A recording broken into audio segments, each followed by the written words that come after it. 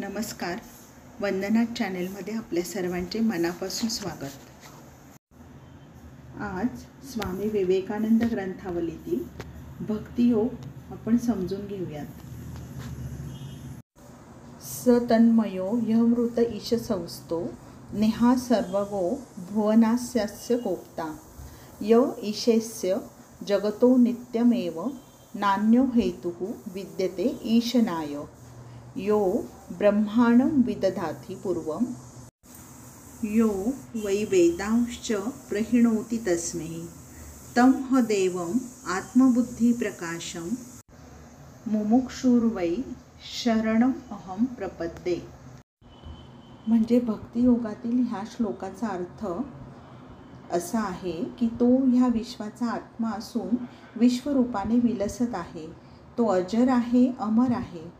तो ह्या विश्वब्रह्मांडाचा नित्यनियंता, सर्वज्ञ, सर्वव्यापी असून या विश्वभुवनाचा एकमेव पालयिता आहे. तोच ह्या जगताचा निरंतर शास्ता आहे. ह्या जगतावर अशा रीतीने चिरंतन शासन करण्यास त्या पुराण पुरुषाव्यतिरिक्त अन्य कोणीही समर्थ नाही.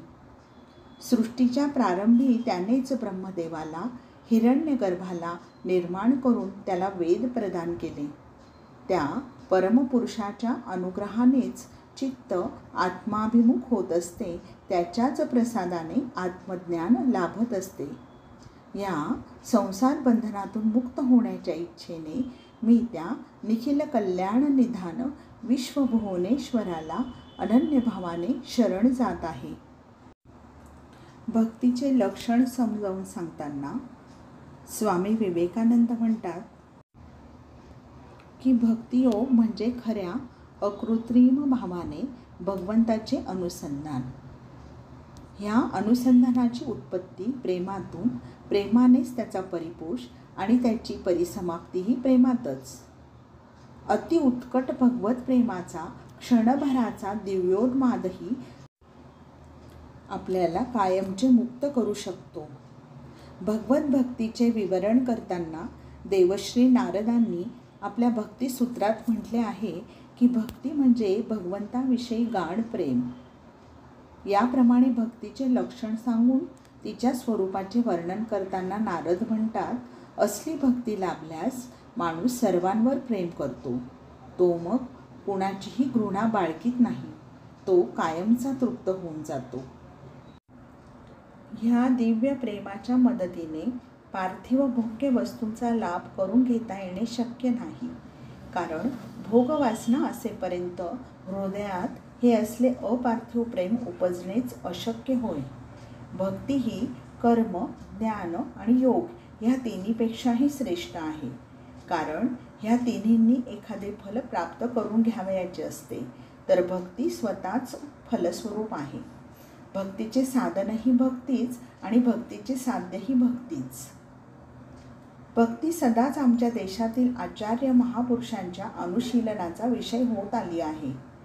शांडिल्य किंवा नारद यांच्यासारख्या विशेष करून भक्तिशास्त्राच्याच आचार्यांना वगळले तरीही व्यासदेवांच्या ब्रह्मसूत्रावरील थोर भाष्यकारांनी सुद्धा स्वतः ज्ञानमार्गाचे हुगड पुरस्कर्ते असून देखील भक्तीसंबंधी कितीतरी अर्थपूर्ण, सूचक नि उद्बोधक विचार वेळोवेळी प्रकट केलेले आढळून येतील.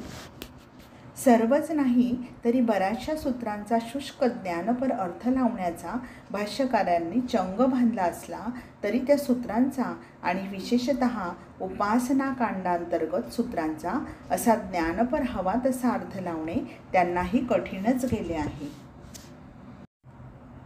वस्तुतः ज्ञान आणि भक्ती ह्या दोहोत साधारणतः लोक समजतात तितका भेद नाही. हळूहळू आपल्या निदर्शनास येईलच की अंती ती दोन्हीही आपल्याला एकाच स्थानी नेऊन पोहोचवितात. आणि जी गोष्ट ज्ञानयोग, भक्तियोग यांची तीच राजयोगाचीही आहे. ज्ञानयोगाचे जे लक्ष तेच भक्तियोगाचे आणि तेच राजयोगाचेही आहे. आता गुप्त विद्येचे थोतांड माजवून इतरांना ठकविरायांच्या हाती पडून राजयोगाचा दुर्दैवाने पुष्कळदा भोळ्या बाबड्या अजाण लोकांच्या डोळ्यात धूळ फेकण्याकडे उपयोग होतो खरा, पण तसे न होता मुक्तीच्या लाभासाठी त्याचे अनुष्ठान केले गेल्यास राजयोगही आपल्याला त्याच एका लक्ष्याप्रत नेऊन पोहोचवू शकतो, यात मुळीच संशय नाही. अशा प्रकारे स्वामी विवेकानंदांनी भक्तीचे लक्षण सांगण्यास सुरुवात केली आहे. आपण भक्तीचे लक्षण क्रमशः पुढील भागात बघूयात. थँक्यू.